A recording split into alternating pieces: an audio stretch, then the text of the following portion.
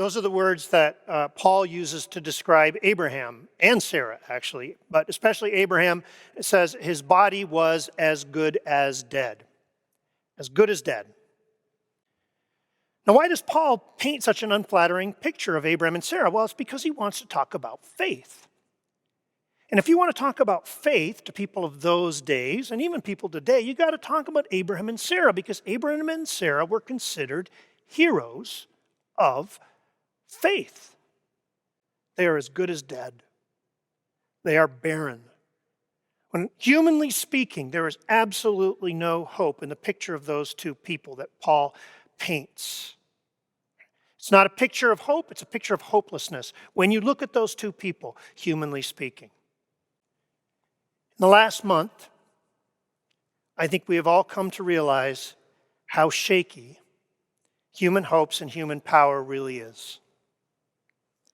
In the past month, we've realized things that we thought were so strong, humanly speaking, are in fact much more fragile than we could possibly believe. And I don't know about you, but this last month has made me realize how much trust I had put in those human things. How much of my own personal sense of well-being and security came from my belief in the strength of my 401k, in the health of my job, in the health of the institutions that I see around me every day, and in the numbers that were coming across my screen, all these human things. More than I realized, my hopes were leaning on those things. And now that those things are tottering, I feel like I'm tottering a little bit too. If you remember nothing else I say this morning, remember these words, the words of verse 17, which describe the character of our God. He is the God who brings life from the dead and calls into being things that are not. Paul points to Abraham and Sarah as an example of the limits of human power. He could just as easily have pointed to the cross of his son. Because when you think about how Good Friday went and how the crucifixion went, it's like God orchestrated it to show how completely bankrupt human power was. It's like he orchestrated it to show that human power was as good as dead, and the institutions that we love.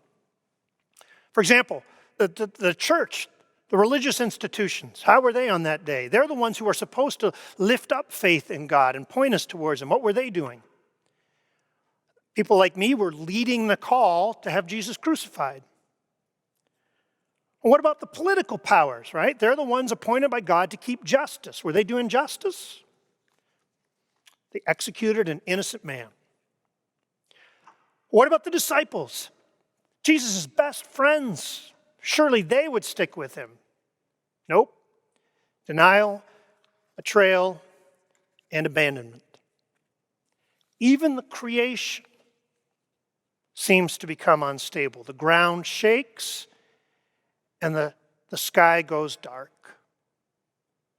Human power is nowhere to be found on the moment that Jesus dies. It's like all human power is moved from the stage. The landscape is as barren as those rocky red rocks just west of Tuba City, utterly barren. And in that place, God plants his cross and brings eternal life because he wants to show that he is the God who brings life from the dead and calls into being things that are not.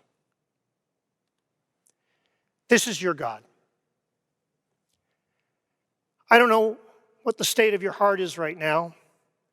I know from talking to many of you this week and from hearing from the other staff who've been talking to many of you, that many of you are okay. You're bored, but you're okay. But some of you are shaking. If you're in business, and a business that you've been building your whole life is suddenly at the edge, these are really hard times. Or if you're an hourly employee and you live paycheck to paycheck and all of a sudden your income's drying up, these are really scary times. Or if you have somebody you love who's on the front lines of this fight, scary times. So wherever you are, however you're shaking, let me point you again towards the one firm foundation, the God who brings life from the dead and calls into being things that are not. And let me, starting with that foundation, encourage you to go out into the world with faith, hope, and love, those three things that Paul is always pushing on us. Start your days with faith, open your hands, and know that you belong to that God who brings life from the dead. And after you've opened your hands, lift up your head. And when you lift up your head, you're going to see all the bad news. You're going to see the newscasts that are full of these dire predictions. Look past them to the face of Jesus sitting on the throne and smiling, because he's the one who actually has the future in his hand. And then when you've opened your hands and lifted up your head, take a step forward in love. And love fiercely the people God puts in front of you today.